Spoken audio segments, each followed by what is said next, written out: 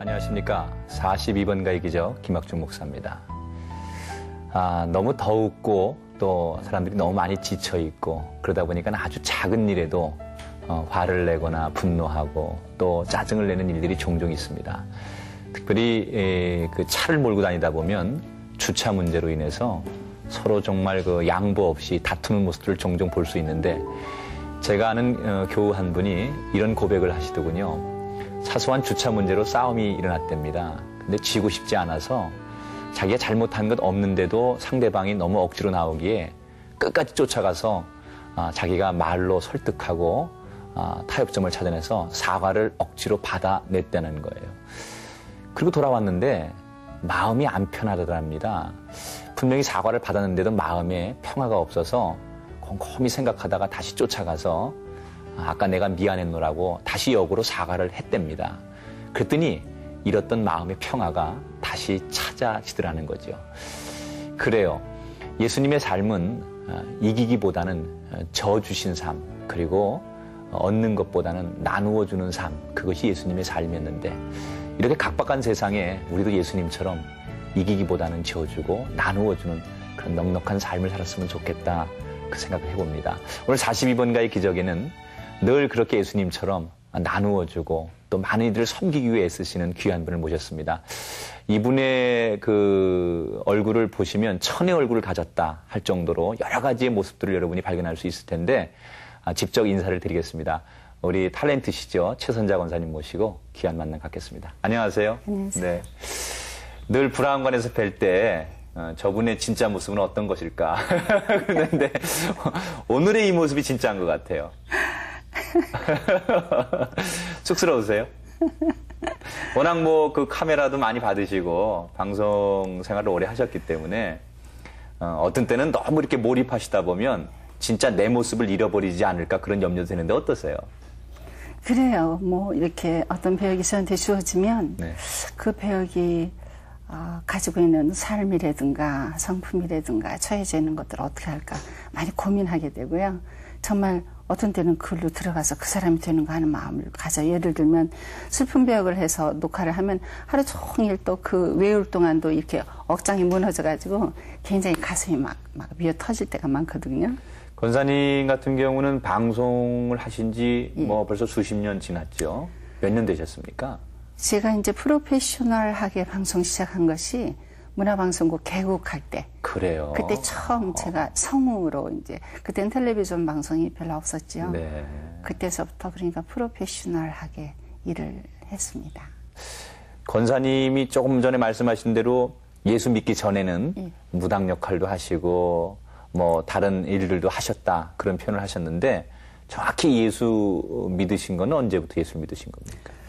그러니까 뭐 예수를 믿는다는 것이 정말 1대1로 주님을 정말 인격적으로 만나고 나의 구원자고 다시 오실 분이고 내가 천국에서 뵐 분이다. 여기까지가 예수 믿는다고 얘기를 해야 될 것 같아요. 네. 그래서 제가 주님을 정말 만난 것은 지금부터 한 12년, 87년도 말쯤 해서 그랬어요? 제가 정말 정확하게 말씀드릴 수 있는 정말 제가 어떤 그 3박 4일 동안에 어떤 영성 훈련을 하러 갔었는데 거기까지 가기 전까지의 나의 삶이 참으로 어찌할 수 없는 상황이었는데 하나님께서 참 귀하게 하나님의 시간에 가서 주님 만날 수 있도록 해주셨습니다. 원래 어릴 적이라든지 뭐 집안에서 이게 분위기는 이게 기독교적인 분위기가 아니셨나 보죠? 전혀 무신론주의였고요. 그렇지만 이제 어렸을 때 제가 이제 뭐 노래도 좋아하고 뭐 그렇게 했겠죠. 그러니까 친구들이 어렸을 때도 그런 거를 소유할 수 있는 건 학교 말고는 이제 예배당에 가면 그렇지. 크리스마스 때쯤 가면 네, 그렇게 하더라고요. 그러니까 잠깐 가서 뭐 이렇게 할 만하다고 해서 그런 일도 해본 적이 있고 또 제가 교회 옆에서 살면서 교회에서 막 부흥회하는 것도 이렇게 본 적이 있고 그래서 그렇게 왔다 갔다는 했어요. 네. 또 제가 고등학교 때는 미션 스쿨도 다녔어요. 네. 그래서 이렇게 예배도 드리고 했지만 예수하고 저하고는 관계없고요. 그건 그냥 재미고 신나는 거고 그냥 노래 좋아하니까 찬송가도 그냥 참 좋고 또 뭐 잘한다 하면서 어느 때 특성도 시고 그러니까 하여튼 예수하고는 아무 관계가 없었는데 그냥 그렇게 왔다 갔다 했던 날들은 있었지만 19살에 문화방송의 그 성우로 예. 입사를 하시면서 뭐라 그럴까요? 지금이나 예나 뭐 방송국에서 일을 하시면 가장 그 정말 어떻게 보면 사회에서 가장 하고 싶은 분야에서 뽑히는 사람들, 어려운 경쟁을 뚫고 권사님 같은 경우도 여성으로서 방송국에 성우로 입사했다라고 하면 그 상당한 지위와 어떤 그 성공적인 삶을 사시면서 권사님 일생을 통해 가장 크게 어떤 그 영향을 이제 주고받는 관계가 결국 결혼이 아니었을까 생각이 드는데 그렇지. 남편 되시는 분하고 만남이 방송국에서 이루어지셨나요? 그렇죠. 그런데요, 네. 제가 이제 그 어떤 그 배우가 되는 일들에 대해서 뭐 또 열망도 했었고, 그래서 이제 배우가 됐지만, 배우가 되기만 하면 저는 모든 것이 이렇게 모든 분들이 생각하는 일반적인 그 욕구도 채워지고, 기쁘고, 뭐 박수갈채 받고, 또 그러면서 부수적으로 이렇게 그 돈도 많이 이렇게 들어오고, 여러 가지 좋으면은 제가 그 평강을 누리고 기쁠 줄 알았거든요. 그런데 네. 인간의 욕망은 한계가 없더라고요. 어느 정도 이루어지면 그 위를 바라보게 되고 이렇게. 그래서 이제 최고의 것들만 이렇게 바라보면서 막 가게 되잖아요. 그러니까 기쁨도 없어요. 언제나. 그 속에 있으면서 어떻게 하면 내가 참으로 기쁠까. 그러면서 이제 물론 처녀 총각들은 언제나 결혼이라는 게 큰 명제지만 네. 그때도 시집을 가면 그게 이루어질 것 같았어요. 그리고 또 좋은 사람 만나기를. 그래서 이 외형적으로는 참 완벽한 사람이었어요. 시, 소설, 라디오 드라마, 텔레비전 드라마, 뭐 모든 거 쓰기만 할 뿐만 아니라 전부 당선작을 내고요. 또 이제 건강하고 또 뭐 부잣집 아들이라고도 하고 또 아주 일하는 모습들도 아름다웠고 당당하고 또 생긴 것도 뭐 잘생겼다고 모두들 얘기를 했었고 그래서 그 결혼만 하면 이제 모든 것이 다 해소될 거라고 생각했거든요. 채워지고. 네. 그랬는데 남편이 그 결혼하고 나니까 나보다 더 그 큰 아픔과 그 가슴 속에 구멍을 갖고 있는 것 같은 느껴요. 사람이 열망이 크고 야망이 클수록 더 큰 것들이 이 허하고 그렇죠. 그런 것들 제가 느끼면서 그래도 남편과 상당히 그 내노라 하는 그 어떤 예술을 하는 한 부부로 이렇게 부각되고 뭐 그랬었어요. 또 그래서 돈도 많이 벌고 또 이름도 많이 얻고 그러면서 이제 뭐 상도 많이 탄다 뭐 이렇게 외형적으로 참 많이 누리고 있었었어요. 그 시집을 잘 가신 거네요. 그렇죠. 그러니까. 제가 그럼 생각하는 정확하게 몇 살 때 시집을 가신 겁니까? 제가 27인가요? 28인가? 그럼 방송국에 입사해서 활동을 하시다가 그렇죠. 뭐 상당히 대단한 그 어떤 배우가 하나가 나타난다는 그런 시점이었었죠. 제가 네. 뭐 상도 여러 번 타고 방송에도 상당한 거를 가지고 이렇게 일할 때고. 근데 이제 동아방송에서 새로 생기면서 그 개국 기념 때 방송 그 공모를 하는데 그 드라마에서 당선작을 낸 작가였었어요. 그러니까 그분은 이제 순수 문학 하다가 그렇게 해서 방송과 인연이 맺어서 문화방송국이 연속곡을 쓰게 되고 제가 거기 이제 출연을 하게 되고 이렇게 하면서 만나게 됐어요. 그 남편 되시는 분의 그 성함이 어떻게 되시죠? 구자, 석자, 봉자인데요. 구석봉 선생님. 근데 그분은 지금 세상을 떠난 지가 한 12년쯤 돼서 많이들 지금 기억은 못 하실 거예요. 그래도 이제 방송에 관계되신 분들이라든지 그럼요. 또 조금 그 옛날의 추억을 가지고 계신 분들은 순수문학 하시는 분들 모두 많이 기억들 하고 그러고 계시죠. 시집 가기 전에 쭉 이렇게 그 꿈 많던 소녀 시절 그리고 권사님이 쭉 그 결혼하기 전까지의 자기 인생의 계획 또 어떤 그 흔히들 우리가 말하는 목표, 야망 이런 것들이 있었을 거 아니에요? 권사님 같은 경우는 어떠셨어요? 예, 그런 것들이 바로 끝간데 없는 어떤 그 명예와 인기와 내가 할 수 있는 연기자의 어떤 길, 어떤 최고봉을 향하는 그런 것들이었죠. 뭐 그때 그 가장 그 라이벌 아니면 뭐 내가 정해놓고 저 사람 정도는 내가 능가해야 된다 이럴 수 있었던 타켓이 있었다면 누구였어요? 그런 것들은 모든 사람이 다 타켓이고 라이벌이었어요. 아, 그랬었어요? 그럼요. 한두 사람 갖고는 될 수도 없고 꽃도 있고 젖꽃 있듯이 다 개성들이 있기 때문에 나도 내 향기 나는 내 것 가지고 그렇게 하기를 원했고 그 개인적으로 삶의 밑바닥은 만족함이 없었어요. 그런 것들 속에 있을 때 제 남편이 갑자기 병이 왔어요. 감기 몸살이었는데 열이 나고 기침을 했는데 그치지 않고요. 그답 그냥 병원에 입원해서 5, 6개월 있어도 아무도 왜 열이 나는지 기침하는지도 모르고 그때부터 그냥 막 감기 몸살이 이 숨을 못 쉬는 폐 기능과 이 기능들이 이렇게 딱딱하게 굳어가는 우리가 이렇게 숨을 쉬면 호흡을 해야 되는데 이 굳어가는 거예요. 그래서 산소호흡기를 끼기 시작했고요. 1, 2년, 3년 막 지나가고요. 좋은 것들을 많이 썼어요. 정말 내 노래 하는 사람 많이 찾아가서 간호도 받고 뭐 이렇게 주사도 하고 뭐 많이 했지만 이유를 모르고 이렇게 자꾸 나빠져서. 그럼 그때가 결혼하신 지 몇 년 지나신 뒤였습니까? 결혼하고 한 10몇 년. 10몇 년, 20년, 19년 거진 가까이 갔었어요. 아이들도 둘도 낳고 이랬을 텐데 너무너무 나빠서 회복이 안 되는 거예요. 그러니까 좋은 걸 다 해도 금방 그냥 감기 몸살인 줄 알았는데 그래서 평상시엔 건강하셨는데. 그럼요. 부르드자 같이 일했죠. 예. 참으로 열심히 뛰고 다니면서 일했던 사람입니다. 우리 집에는 녹음기 들고 이렇게 취재하면서 이렇게 뛰는 배우의 이 발로 뛰는 작가였기 때문에 그랬는데 그래가지고 나빠지기 시작하는데 뭐 걷잡을 수 없어서 기침을 심하게 하니까 1m 76, 78kg였거든요. 근데 굉장히 나빠져서 뭐 10kg, 10kg 막 줄어가니까 그래서 이제 보약도 막 하고 뭐 좋은 의사, 침술, 뭐 수지침, 무슨 뭐 중국침 뭐 다 이 병원 저 병원 대한민국에 유명한 병원 많잖아요. 네.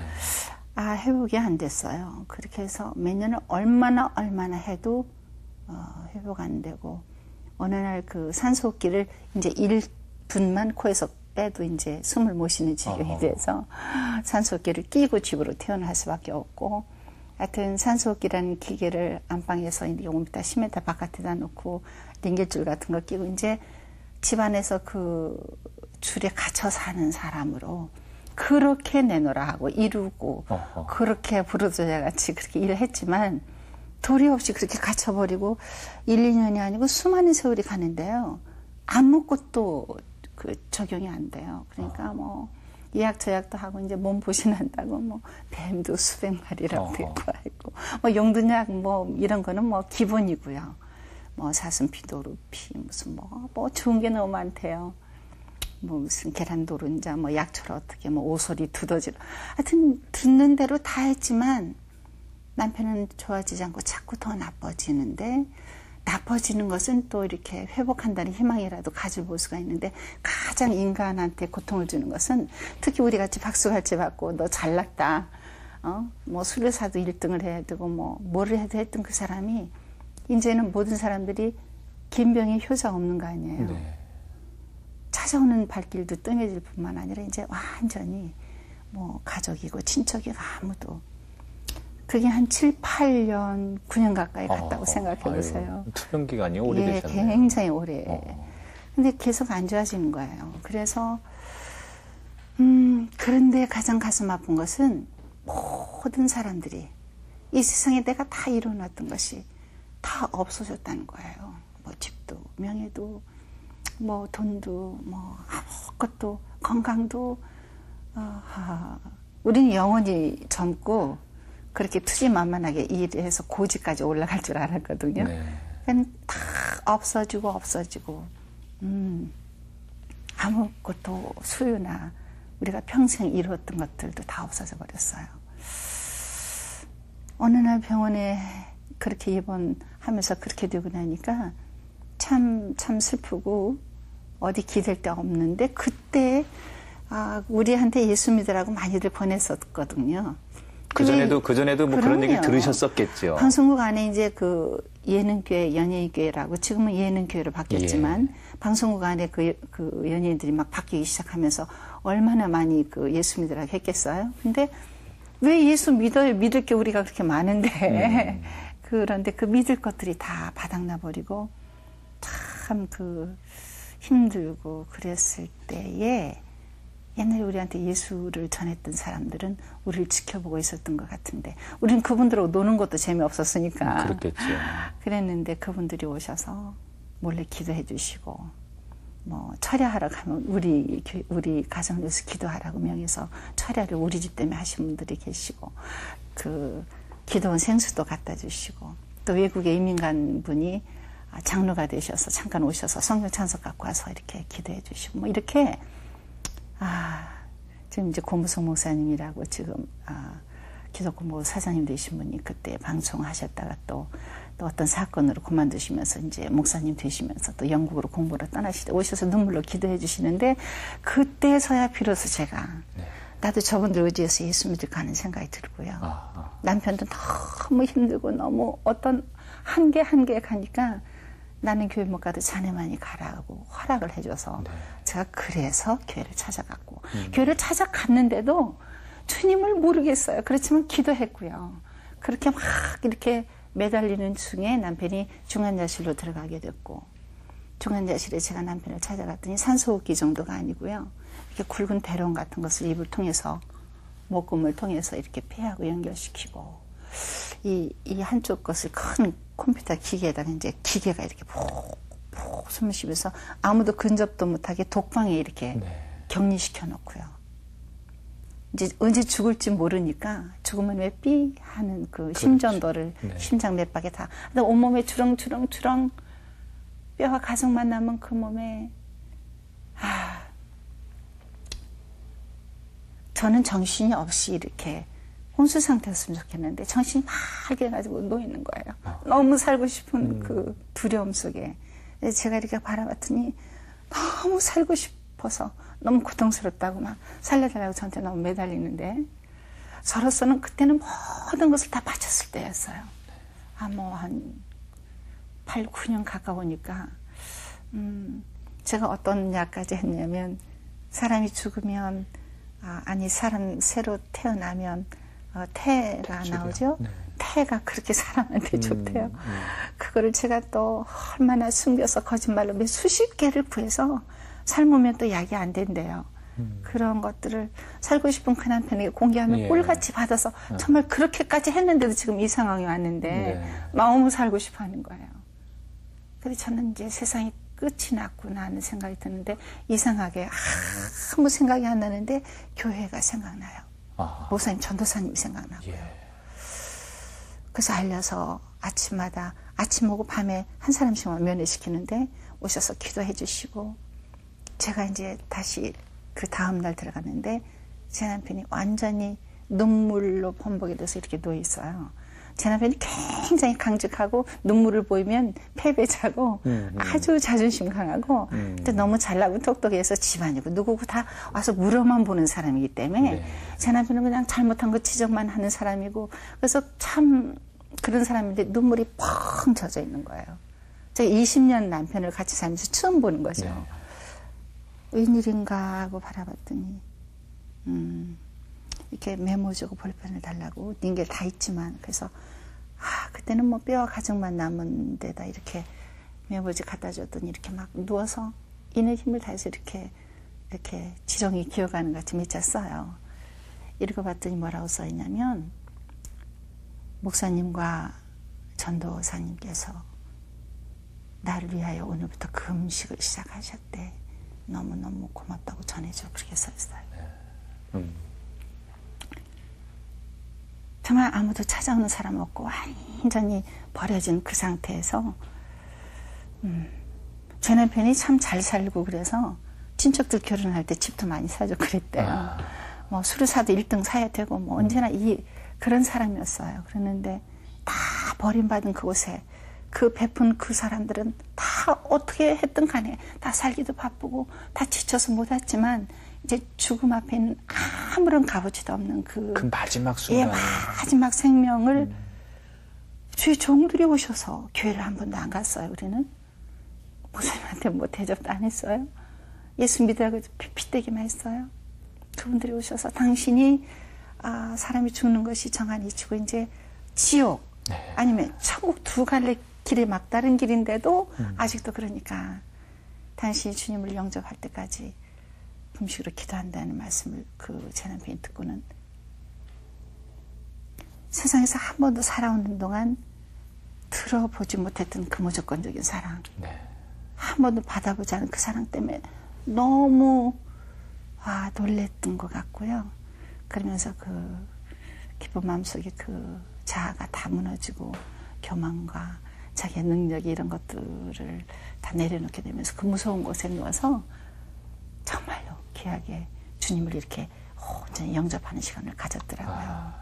근데 목사님들이 가시고 나서 그렇게 영접하고 그렇게 하나씩 울고 있었고 하나님과 연합하고 그러니 얼마나 온 교회도 같이 그 성도분들이 같이 금식하셨다고 그래요. 저도 금식이 뭔지도 몰랐던 여자가 너무 고맙고 부끄러워서 금식에 들어갔고 이러면서 남편이 정말 그 죽을 것 같은 거에서 일주일 그곳에 있다가 산소끼 다시 이것만 끼고 닝길고 2번실로 올라왔거든요. 잠깐 올라와서 주님을 영접한 사람, 만난 사람이 새 생명이 되고 뭐 주님과 동행하고 무슨 평강을 누리고 이런 소망을 갖고 저는 참 믿어지지 않고 그랬었는데 남편이 그 모습 그대로 변하면서 매일매일 주님 앞에 다가가는 너무너무 아름다운 모습으로 바뀌는데요. 근심도 걱정도 다 없어지고 눈에 막 평강과 뭐 아무것도 없지만 지갑 열었다 닫았다 누구한테 무엇인가 주고 싶고 남기고 싶고 이렇게 하면서 어떻게 변하냐면 엑스레이를 찍을래도 이제 못 움직이니까 엑스레이 기계가 병실로 올라와요. 그래서 엑스레이를 갖다 찍으면 고백을 하는데 나는 요새 엑스레이 찍을 때 이상한 생각을 한다. 엑스레이가 내 가슴에 이 병의 상태를 찍는 것이 아니라 이 가슴판 속에 있는 시커멓고 더러운 아무도 모르는 그 죄가 얼마나 까만지 엑스레이가 죄를 박아내고 있는 것 같다고 죄를 고백했어요. 그리고 78kg이 40kg도 안 되거든요. 이제 40kg가 나간다고 그러면 참 몸무게 세는 것 같지가 않고 하나님께서 이렇게 보시는 동안 생명을 가지고 이렇게 세상을 쭉 살아오는 이 평생 동안 지은 죄의 중량이 얼마나 나가는지 이렇게 죄만 달아매는 것 같다고 그러고 그리고 이제 7, 8번씩 하려고 피검사한다 피를 이 동맥에서 뽑았거든요. 근데 그럼 그렇게 아프대요. 그래서 막 흡혈귀라고 화도 내고 그랬는데 이제 딱 피를 뽑으려고 고통스럽게 이렇게 들어오면 제가 아프다는 생각이 들기 전에 그냥 이렇게 십자가에 녹슨 태무새 쾅쾅 베끼는 예수님이 먼저 생각이 난대요. 그래서 그 고통에 비하면 이게 뭐라고 그 고통도 잘 참아내시게 돼서 이렇게 평강하게 너무 흠도 티도 없게 너무 아름답게 주님 앞에 나아가면서 어느 날 이렇게 숨이 끊어졌어요.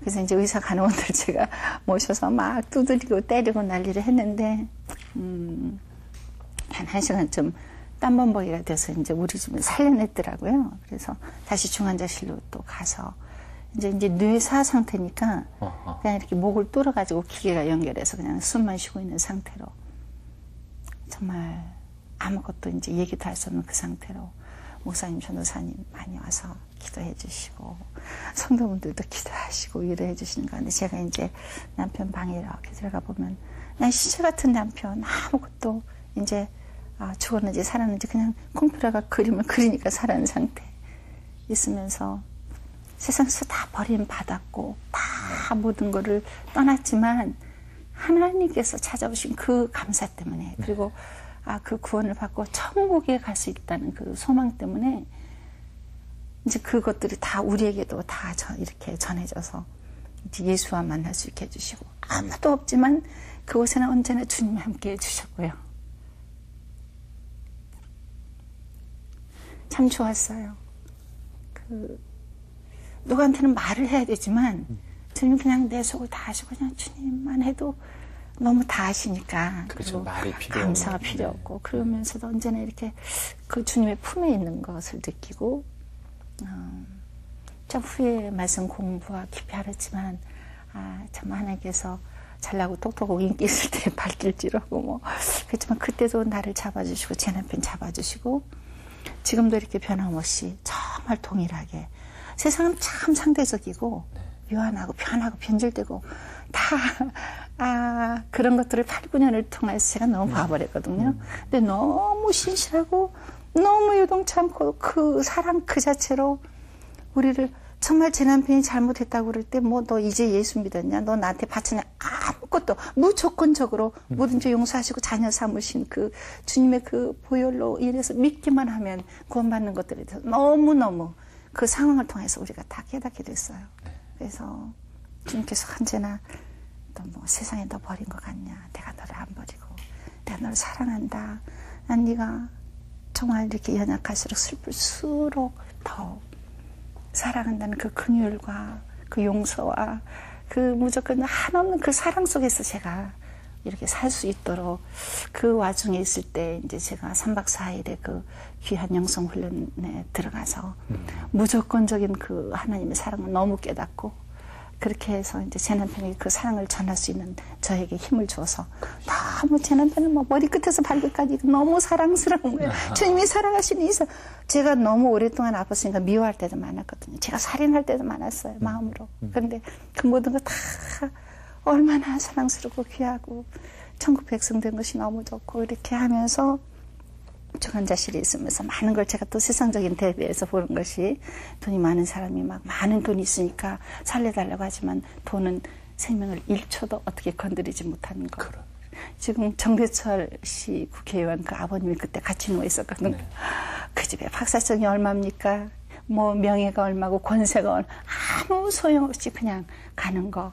젊은이도 시치가 되고 앞뒤도 없이 막 가는 모습들.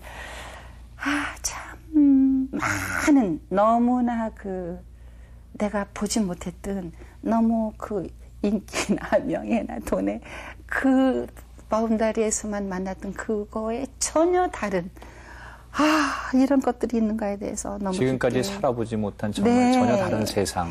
그것을 뚫고 나가면서 저는 주님과 뭐 너무 그 만났고 그러면서 이제 하나님께서 제 남편을 통해서 많이 구원 얻게 하는 사건을 통해서 이제 집에 퇴원을 할 수밖에 없고 목사님 전도사님 오셔서 제 남편 오른손 잡아주고요. 왼손을 전도사님 잡아주시고 한 2-3시간 기도해 주셨어요. 네. 그 기도 소리를 자장가 소리 같이 들으면서 와 되게 멋있는 남자죠. 정말 그 마지막 인생은 너무너무 행복하신 분이셨네요. 하나님은 뭐 저도 정말 그런 축복을 주실까 할 정도로 그러시네요. 그리고 이제 참 아침 한개 같은 것들 인생은 간간해 7, 80인 거를 참 그 유한한 것들 모든 걸 너무너무 이렇게 보여주시면서 하나님께서 너를 통해서 이루는 거 다 했다 칭찬하시는 것 같이 제 남편이 고백은 안 했지만 시인이라서 그 시편 같은 걸 참 많이 좋아하고 읽고 그랬어요. 그런데 읽지도 못하니까 읽어달라고 들려달라고 그랬는데 솔로몬이 얘기했던 헛되고 그저 헛되니 헛될 뿐이다 라고 제 남편이 말은 못하지만 그렇게 고백했을 거예요. 그렇죠. 그러면서 제 남편이 하늘나라로 갔거든요. 네. 그게 88년 1월 4일이었기 때문에 지금 딱 12년 됐습니다. 그렇게 그때서부터 제가 너무나 이쪽에서 동에서 서로 옮긴 것 같이 제 삶이 그냥 180도로 바뀌어져 버렸어요.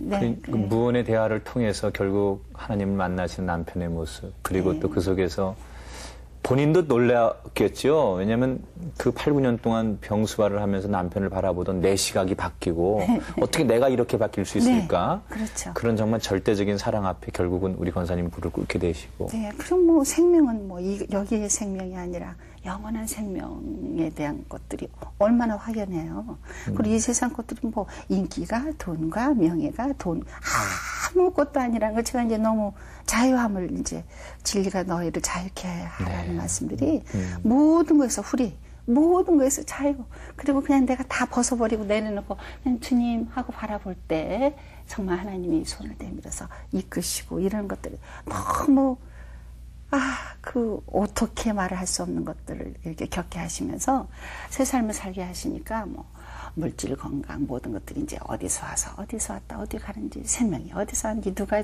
주관하신지 내가 이렇게 나 잘나서 배우된 줄 알았는데 그 모든 게 다 어디서 왔고 내가 지금 눈을 하나 깜빡하는 것도 지금 주님께서 주시지 않으면 아무것도 할 수 없어.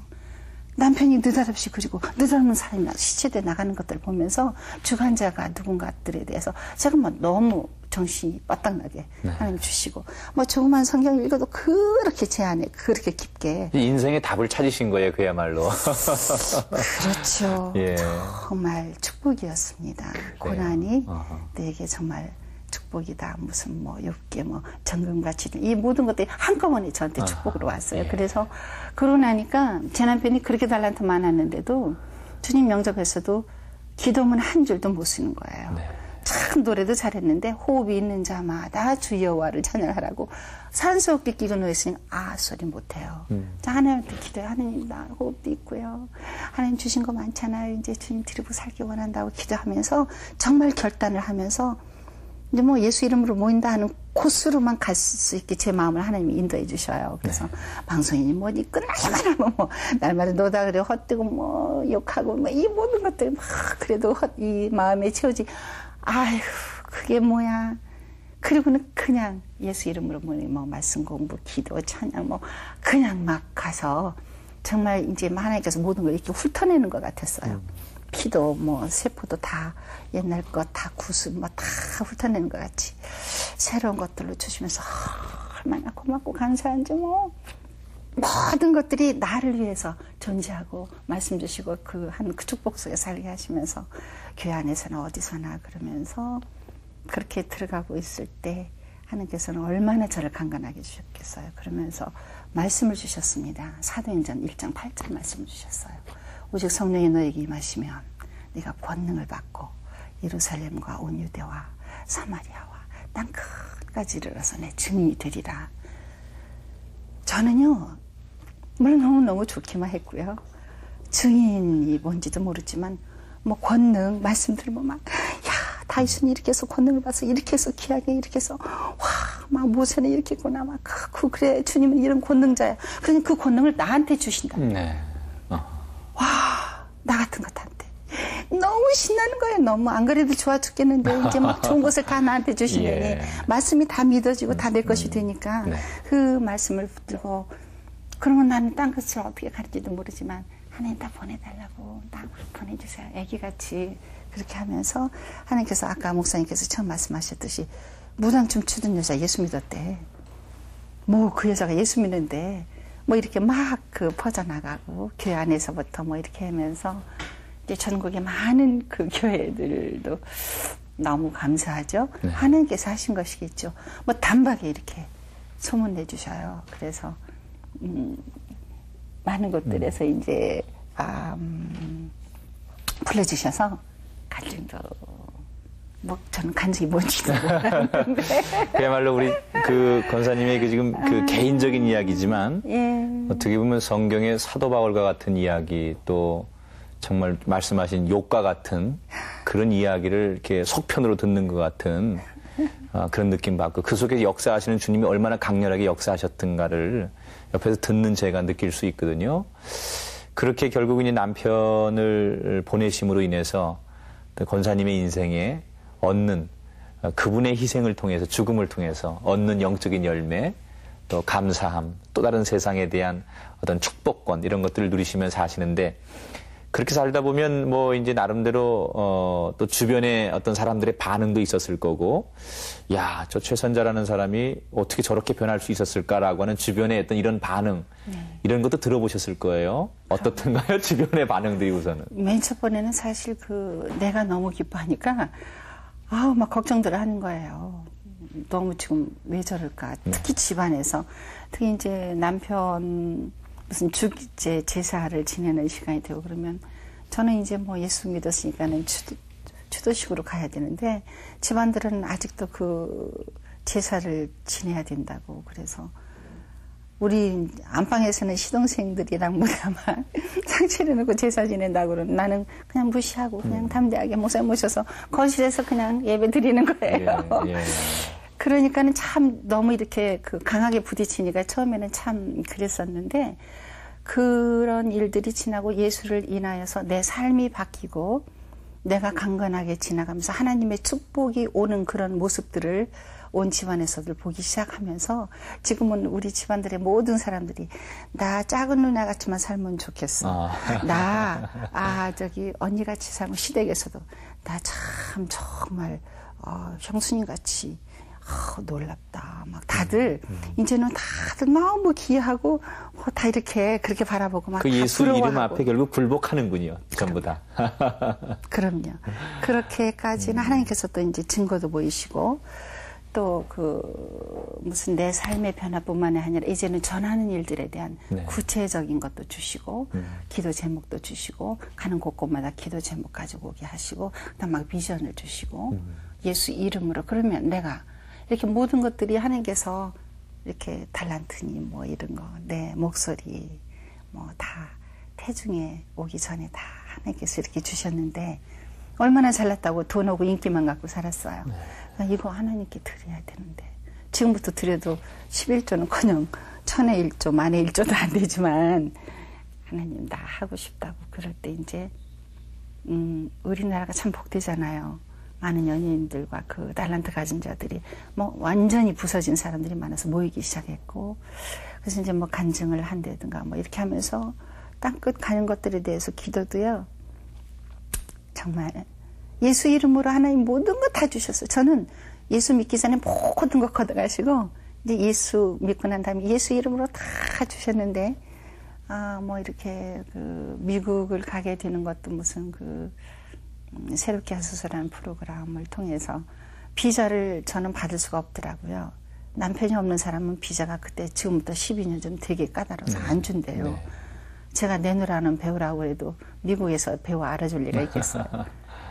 그 사람들의 생각은 과부들은 되게 와서 그냥 눌러 앉아서 네. 안 돌아온대요. 그러니까 비자를 안 준다는데 기독교 방송이라는 큰 그 커뮤니티가 추선자 개인을 위해서 전부 디파짓 해주고 하면서 제가 비자를 받게 되어서 참 미국 제가 뭐 영어도 뭐 일본말도 못하지만 그 모든 것들을 이렇게 막 태평양 다 넘나들면서 저는 상상도 못한 일들을 많은 사람들을 만나게 하고 이렇게 하게 하면서 개인적인 이런 또 하면서 또 하나님께서 또 찬양할 수 있도록 해주셔서 뭐 찬양 사역자로 또 일할 수 있게 해주시고 뭐 이거는 무슨 코미디예요. 저는 그래서 하나님은 당신 왜 나를 통해서 코미디 하세요? 모든 사람들이 다 놀라니까. 예, 그렇죠. 제 변에서 하나님의 이름으로 쓰임받고 하는 것들을 보면 다 놀라니까 왜 코미디들이 놀래고 웃기는 것 같이 사실은 웃기는 거지만 하나님만이 할 수 있는 일들이고. 웃기는 그 속에 또 감동이 있단 말이에요. 그러니까. 있을 수 없는 것들 때문에 웃는 것이죠. 세상에서는 할 수 없는 것들을 하나님이 하시는 것들을 보여주시면서 그러면서 이제 뮤지컬. 왜냐하면 많은 달란트들 가진 사람이 모이니까 그 달란트를 다 사용할 수 있는 어떤 것이 무엇인가. 그럴 때 뮤지컬이 가장 좋더라고요. 네. 뭐 춤도 추고 노래도 하고 연출도 하고 조명도 하고 뭐 하여튼 연기도 하고 그런 것들을 기도하면서 모이기 시작해서 제가 이제 주님 영접하고 딱 한 1년 좀 지난 다음에 미리암 선교회라고 모이기 시작을 했어요. 네, 미리암 선교. 네. 네. 뭐냐면 모세가 딱 홍해를 갈랐을 때 북추고 춤추면서 제일 먼저 홍해를 달려갔던 미리암 선지자가 우리도 춤추며 우리 달란트를 드리며 이렇게 하자. 그리고 또 우리 교만하기 쉬우니까 미리암이 교만해서 문둥병이 됐던 것 같이 우리도 그런 것들을 기억하면서 살도록 어떤 그런 많은 것들을 주셔서 많이 모였어요. 그 연예인들이 중심이 돼서 이제 모인 그렇죠. 선교죠. 네. 그래가지고 이제 주님의 그 말씀 천지 창조에서부터 그 모든 그 사람들이 나와서 이제 주님한테까지 와서 주님이 이제 뭐 고난도 받으시고 나오셔서 이제 눈문자도 고치고 그 사역하시면서 그다음에 잡혀가서 붙들려서 채찍 맞고 십자가에 매달려서 부활해서 승천해서 올라가는 것의 작품이었어요. 참 너무 이 최성찬 집사님이 작곡을 하신 겁니다. 네. 그분도 하나님께서 어느 날 눈을 가리게 하시고 막 눈이 가물거리고 그럴 때 주님 만나서 정말 내 달란트 드리고 싶다고 할 때 하나님께서 눈을 밝게 해주시면서 오선지에 그려나가기 시작한 굉장히 간증과 감동이 있는 하나님의 사건으로 된 그런 작품을 주셔서 그 작품을 지금 예능교회 그때는 연예인교회였는데 그때 성가대 지휘하셨었어요. 그래서 그때 이렇게 만나서 우리 성가대 이 모든 사람들이 월말 지나고 월초 그 밤에 언제나 기도원에 가서 기도를 했었어요. 네. 교회 차 봉고차 타고 가면. 그러면 내가 이상하게 그 최성찬 집사님하고 같이 이렇게 앉게 되면 그분이 참 곡을 작곡을 그렇게 아름답게 하셔. 그럼 내가 느닷없이 집사님 곡은 너무 좋아서 카네기홀에 가서 우리 이렇게 하나님 걸 선포해도 좋을 것 같아. 난 그냥 그러는 거예요. 밑도 끝도 없이. 그럼 그분은 약간 이 여자가 좀 왜 이러나 조금 이렇게 됐나 할 정도로 정확하게 바라보고 막 그랬는데 그 말씀을 나눴던 것이 우리가 5년 후에 카네기 홀 앞에서 공연하려고 서 있었습니다. 하나님은 정말 말의 권세를 주시는 작은 소망을 순수하게 가질 때 하나님은 정말 때가 되고 준비가 되면 응답하시는 하나님을 저는 정말 그 하나님, 그 주님과 정말 살고 있어요. 네. 그래서 카네기홀에 갔더니 우리가 부활 승천에서 올라가는데 거기는 리사이틀 홀이에요. 그래서 이게 천장이 너무 낮고 좀 객석도 작고 그래서 그걸 미루고 더 이제 시리 센터라고 큰 데서 했는데 그래서 전국의 방방곡곡 우리가 그 작품 드릴 때마다 하나님께서 정말 콩나물실같이 모이게 하시고 막 뒤에 성령께서 얼마나 역사하시고 귀한 작품으로 쓰임 받게 하시고 또 그 다음에 이제 우리가 기도하면서 하나님 우리 땅끝 보내주세요. 개인으로도 갔지만 하나님 보내주세요. 그랬더니 하나님께서 물을 한번 건너면 보내주실 것 같아서 그럼 하나님 우리요 욕심 안 내고요 저 제주도 보내주세요. 이렇게 기도했어요. 이렇게 어린아이 같이. 그래서 우리 그 작품이 성가대였을 때 수련회를 제주도에 가서 영락교에 가서 공연할 때 엄청나게 하나님 받으시면서 그때도 이제 윤복희 권사님 오셔서 마리아 해주시고 하면서 그러면서 하나님께서 문을 여시면서 정말 뉴욕, LA, 하와이, 괌 뭐 이렇게 쭉 마음을 들여서 온 정성을 들여서 기도할 때 하나님께서 열어서 이렇게 너무 아름답게 받으시고 받게까지 하기까지 정말 죽었다 깼다 살았다 깼다 할 정도로 기도하고 막 온 것을 다 불사르게 하시면서 그렇게 해서 때로는 50명 때로는 한 80명이 정말 그 비행기를 타고 오고 갈 때도 그 비자 80명이 내기도 어려울 때도 하나님이 너무 아름답게 역사해서 머리카락 하나도 상하게 않게 보내주세요. 우리는 선교를 가고 싶어요. 관광 싫어요. 이렇게 기도한 그대로 이루어 주셔서 정말 말로도 할 수 없는 하나님의 권능과 그 하나님의 그 정말 마음만 합하면 하나님이 참 놀라운 일을 하신다는 그 현장 속에서 살도록 그래서 일본을 놓고 참 많이 기도했었어요. 하나님 일본 한국 사람 너무너무 무시하는데 하나님 거기 그 기도나 말씀이 너무 딱딱해서 들어가기 어렵다면 그건 예술을 참 좋아해요. 브로드웨이 뮤지컬이 6개월씩 롱런하고 우리 뮤지컬 아닙니까? 우리 프로페셔널 뮤지컬 아니에요. 하나님 쓰세요. 우리 일본 보내주세요. 기도하면서 모든 것을 일본말로 번역해서 프로그램도 그러고 이제 무대 양쪽에다 일본말로 이렇게 그 하나님의 말씀 쭉 이렇게 내려서 일본 사람들 모르지만 뮤지컬이니까 그래서 와서 구경할 수 있도록 일본 땅을 동경 땅을 발이 불어 터져라 운동을 하시고 몇 달을 얼마나 헤매 신주쿠 한국인 거리는 포스터 가서 다 붙이고 만나고 하나님께서 기기절미한 그 일본의 그 내노라 하는 목사님들 너무 한국 사람 안 만나주지만 하나님의 방법으로 기기절미하게 다 만나게 해서 그분들 예수 이름 앞에 막 감동하고 어찌 도울고 어떻게 할 수 없는 이런 사건들을 막 만들어내시고 그런 그 순간순간을 간증을 한 것만 가지고 간증을 해도 정말 어떻게 다 할 수가 있겠어요. 그 하나님의 역사하신 너무 기기절묘한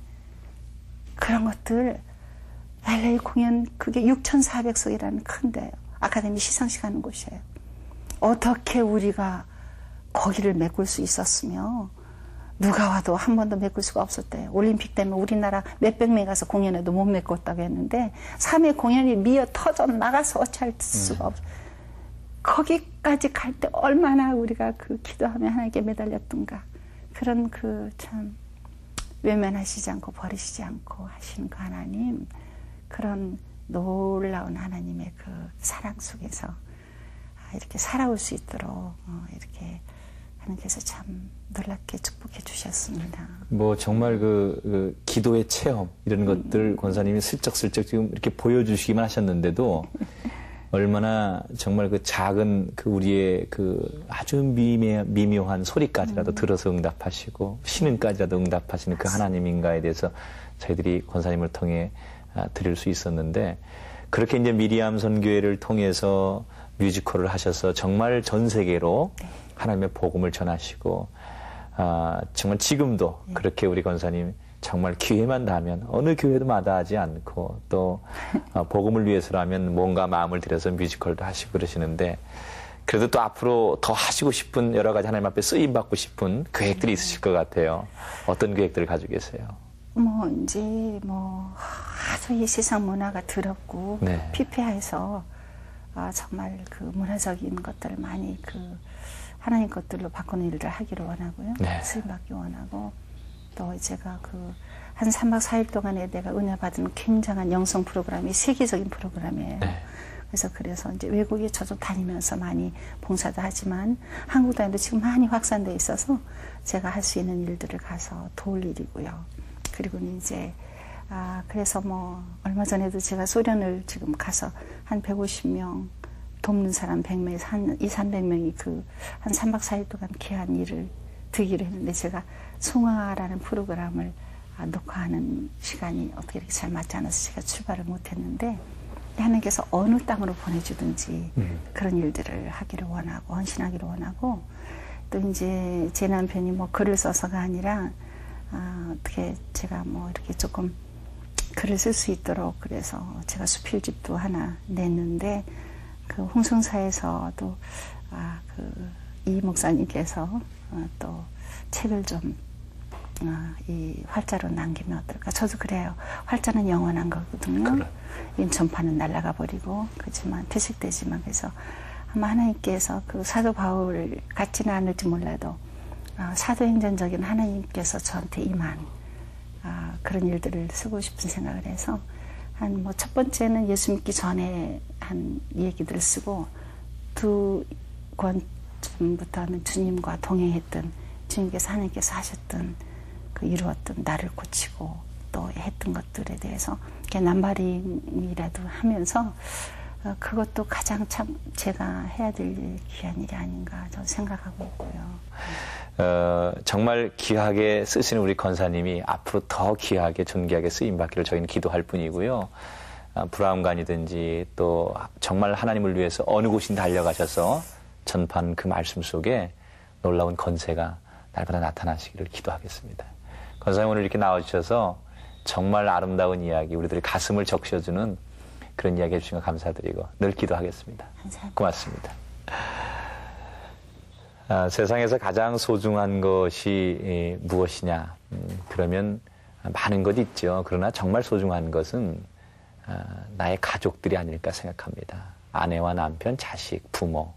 세상에 이것보다 더 아름다운 것은 없을 거예요. 얼마 전에 이산 가족들이 상봉하는 모습을 보면서 그 50년 만에 목매어 불러보는 어머니, 아버지, 형님, 누나, 언니 소리, 그 소리만큼 아름다운 소리는 없을 거라 생각하고, 우리가 멀리 크게 하는 일보다는 작은 곳 속에서 그리스도의 사랑을 실천하고 그들에게 그리스도의 아름다움을 전파하는 그런 정말 작지만 강한 그런 한 주간이 되었으면 좋겠습니다. 여러분 모두 가정 속의 천국, 그 안에서의 주님의 놀라운 은총들을 경험하는 한 주간이 되시길 기도하겠습니다.